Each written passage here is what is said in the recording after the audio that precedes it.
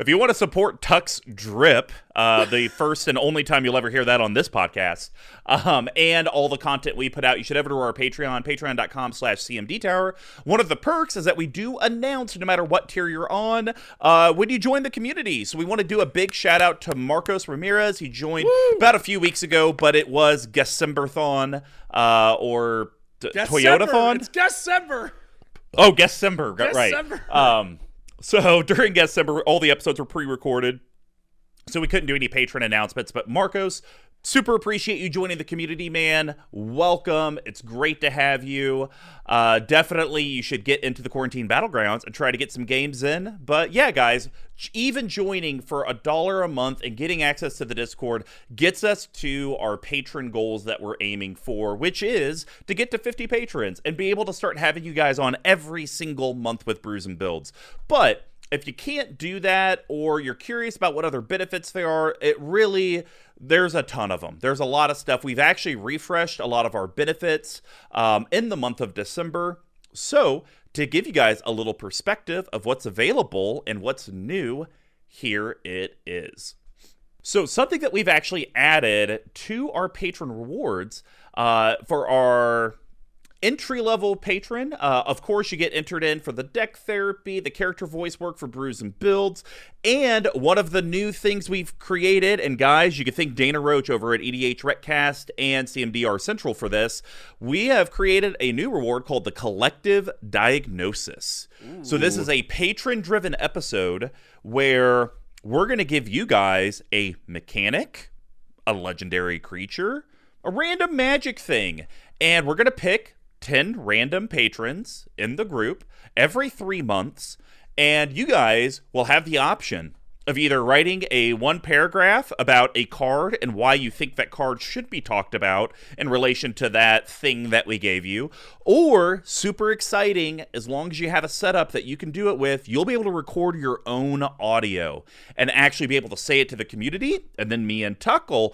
listen to your guys' responses, and then in the same recording be able to respond back and say if we agree or disagree in our thoughts on your position of that card. Very, very exciting. Yeah, that's awesome. Definitely something we're really just trying to supplement to our community. Now, the other thing that we have added is actually on our top tier. So this is the Storm Count 1 tier. And what we've added to this is that you, a random patron, will get a guest spot on Brews and Builds every 3rd month. So every 3 months, Tuck and I will pick a random patron in our top tier and go ahead and actually have you on and record with us a deck on your Brews and Builds. And we'll even give you the choice. Awesome. Classic episode, chaos draft, theory crafting. It's completely up to you, but that is another thing that we have added in to kick off 2022. Awesome. What a great, we can't wait to have some people on every 3 months, and then hopefully that will slowly coincide to every month.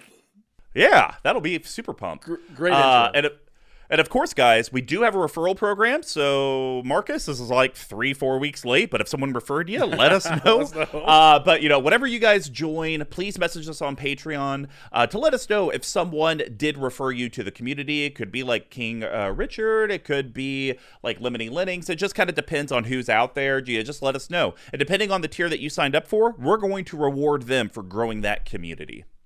Now, it'd be remiss if we didn't mention our amazing store with our merch, cmdtower.com/merch. Of course, this being January 2022, we do have our Jund holiday sweaters out there. Yes, the holiday season is kind of coming to an end, but it's a great time to pick up one of these 100% combed cotton sweaters.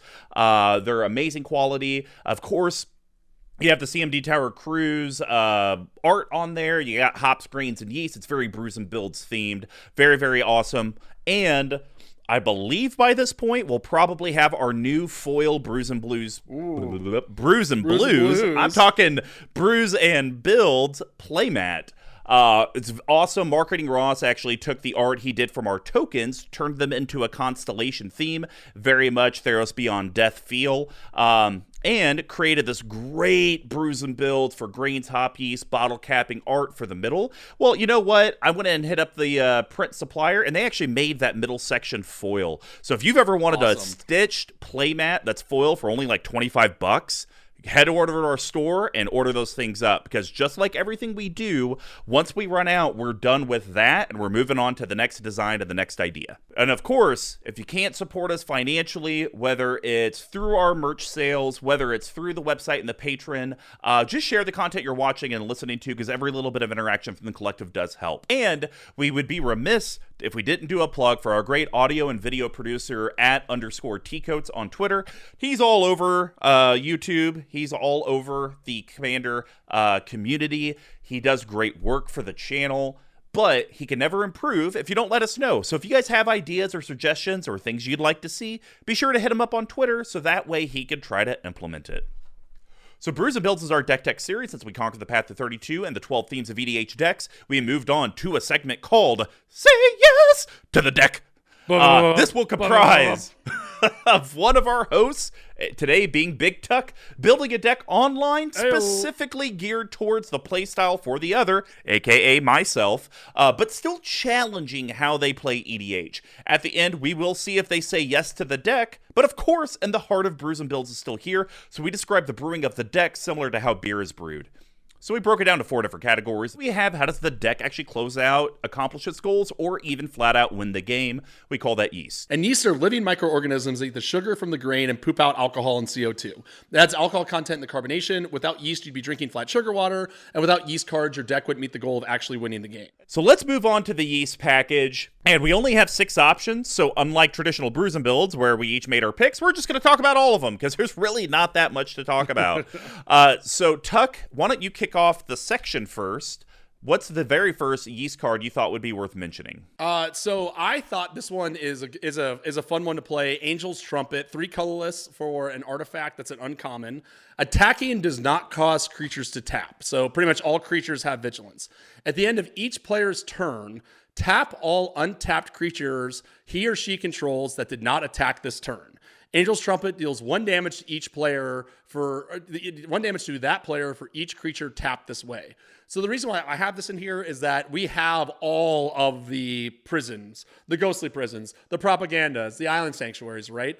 One of the ones that we didn't get into that is your idea, Reverence, which just shuts down token decks, everything, right? Like, people are going to not be able to attack you if you're playing this deck right. But they have to attack someone, right? Mm-hmm. Or else they just are going to hurt themselves. So I think this is really going to incentivize, we kind of talked about this briefly earlier about games progressing quicker.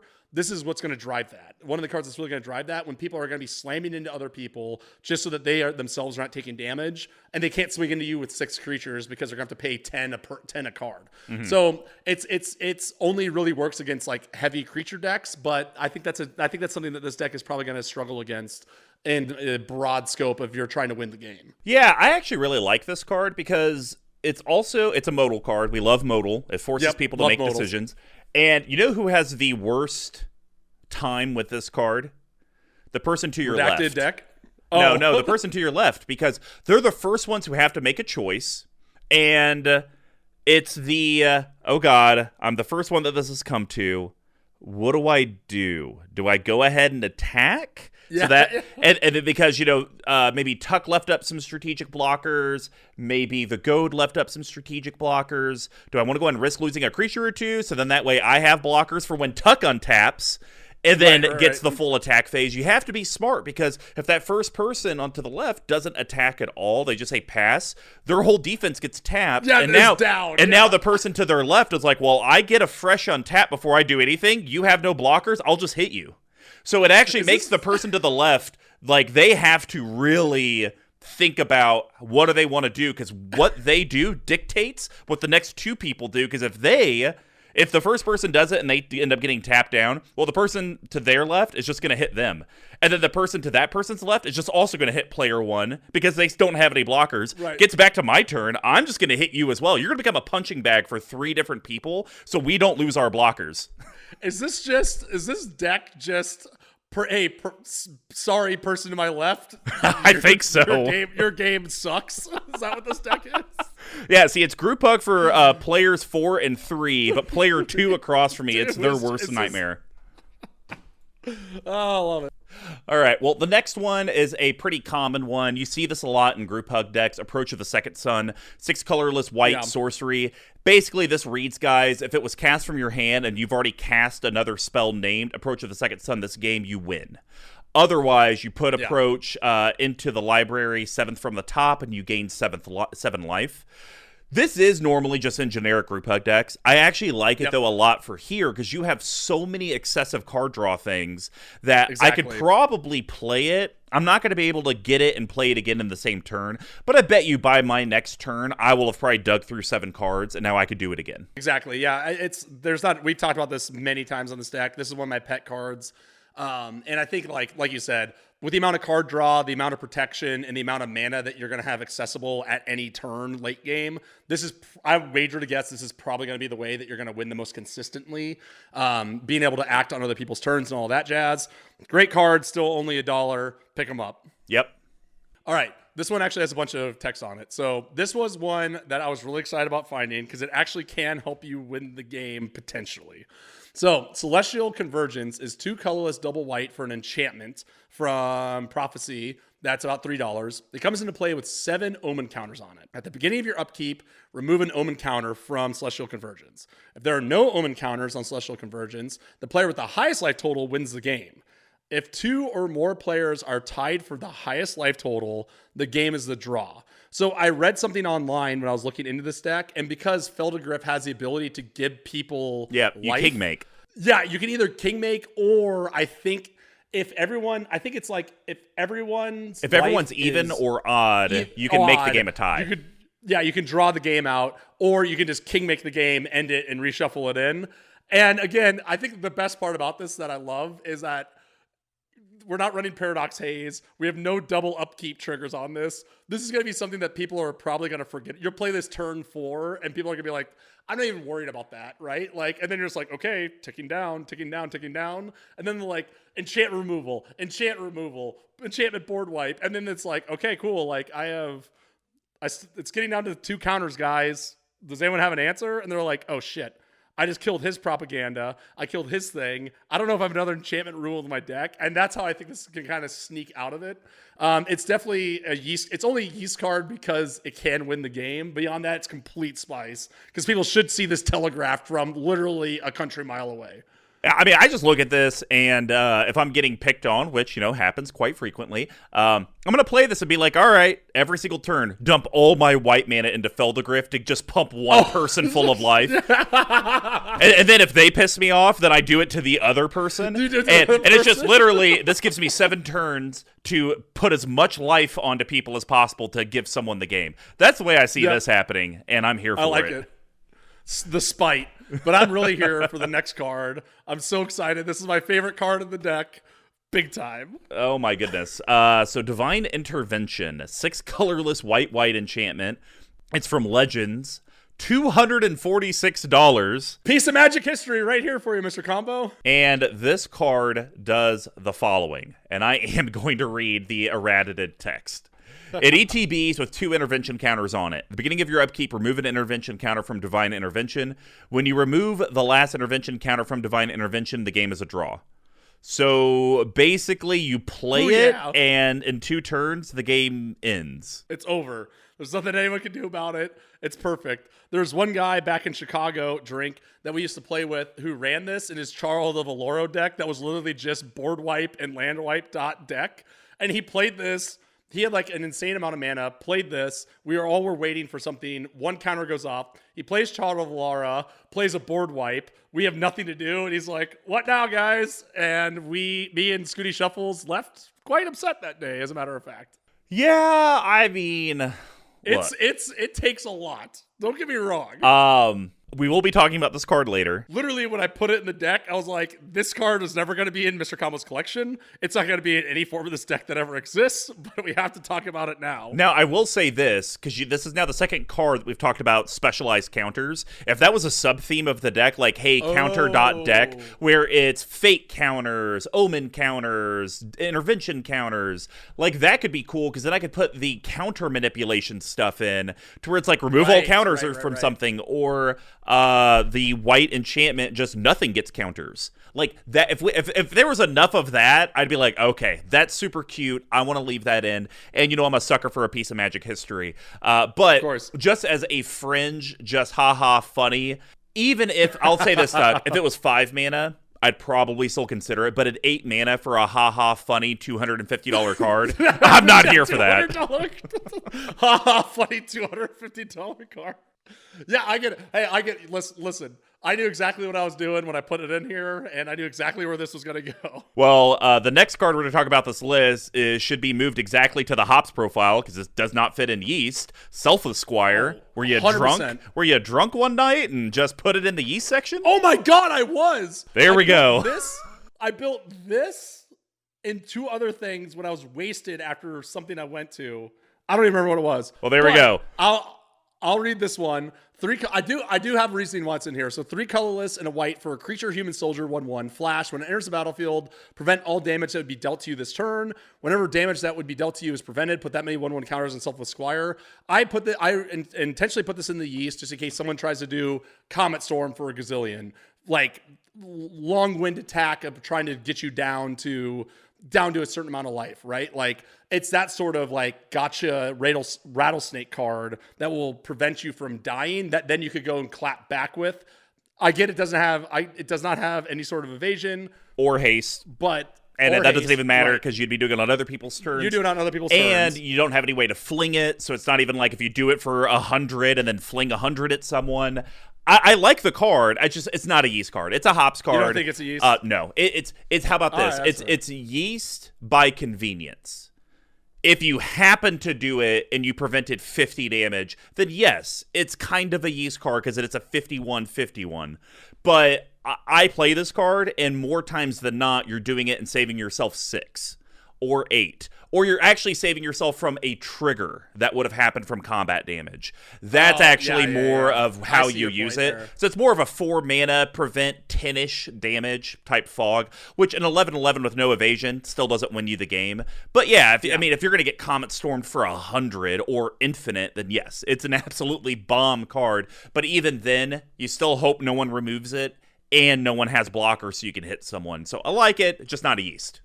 I like that phrase of yeast by convenience. Yes. Yeah. I'm here for that for sure.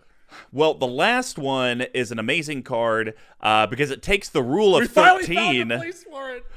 You have the rule of 13, but it's not in black with life. It's with your hand and cards. So Triskaidekaphile is a colorless blue, 1/3 creature, human, wizard, rare. From Midnight Hunt. You have no maximum hand size.